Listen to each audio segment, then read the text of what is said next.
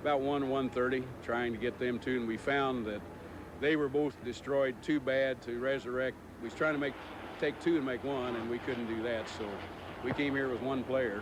We came out with four, lost two in Pasco and two here. So it's bad luck and terrible thing, but we done the best we could. Well, we hope to see him soon. Meanwhile, there's Snoopy down in the cockpit with Todd Yarling. That was given to him by a young man named J.R. Parr, who just had brain cancer surgery. So a good luck piece for Todd Yarling. Here's the 7-Eleven driver, Steve Reynolds, getting buttoned in. And Todd Yarling, along with Snoopy, heads out onto the course. The Miller American with 400 points. And, of course, out to get as many points as possible is the 7-Eleven. They need them to get into the final after no points in 1A. The rundown for 2A, Miller American, etc. on down the line.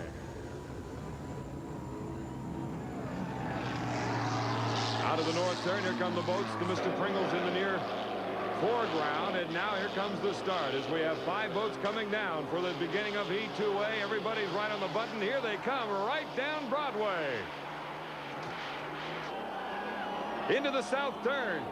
On the inside, the Miller American, the Kenny Unlimited on lane number 2 with Milner Irvin, a great driver, and he can certainly stay up with the hot boats if he's got the power behind him. On the way outside is the Mr. Pringles. You saw Scotty Pierce go by, but holding on, hugging the buoys is Miller American. This is Linda Reynolds, the wife of Steve Reynolds in the 7-Eleven, and where is it? It's got to get at least 300 points, really 400, to ensure itself a spot into the final.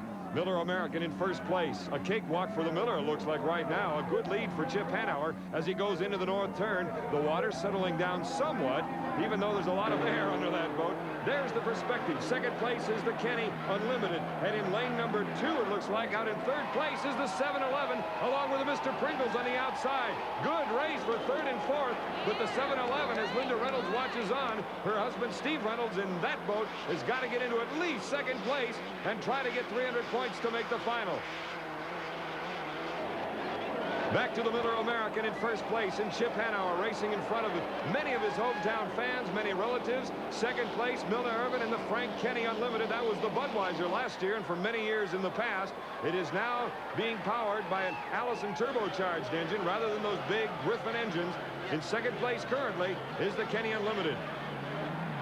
This is the Kenny now. Look, coming around the outside. There's the 7-Eleven knocking on the door as he goes down the back chute. Still in third place, but Milner Irvin putting on a good battle. In first place, the Miller American. Still with 400 points. Could get another 400 here and have 800 for the day. Trying to keep pace with the Budweiser in the national points race. A great battle for second and third. 7-Eleven still on the outside. Here's Reynolds leaving room now for Milner Irvin to stay in lane number 1. Look at the chop. You got 4-foot rollers in there. 7-Eleven on the outside. Taking second place away from the Frank Kenny Unlimited is the 7-Eleven. Here they come down the main straightaway. Speeds for the Miller American, 119, 119, 120, 3 miles per hour in the last 3 laps. So the Miller American not slowing down whatsoever and holding on to first place. With the 7-Eleven moving into second place, hoping that will be enough points to somehow get into the final run for the money at the end of the day.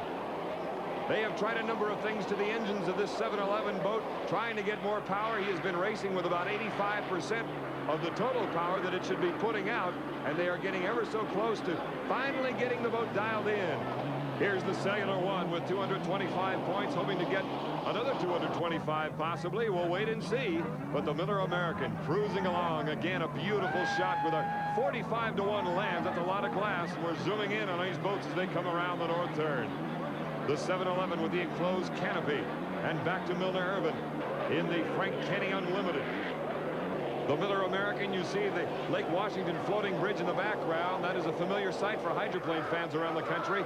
They've been racing these boats here for over 35 years. In fact, this is the town where the 3-point hydroplane configuration was created by Ted Jones, Stan Sayers and company back in the late 40s. The 7-Eleven again with that enclosed cockpit, which is out of an F-16 fighter.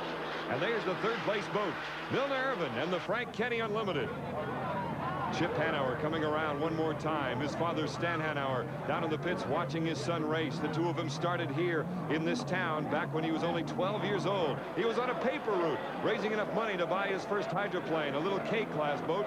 And now look at him, one of the top drivers in the world. And this man, Steve Reynolds, another outstanding driver. You give him the right tools, and he'll do a lot of things for you out on that course. He hugs the buoys as well as anybody, much like Bill Muncy did when he was driving. Linda Reynolds hoping that her husband, Steve, can somehow pull out some magic to get enough points to make it into that final.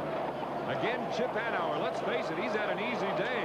The machinery has not been pushed at all. Steve Reynolds seems happy to go for the 300 points in second place, hoping that's enough to get into that final.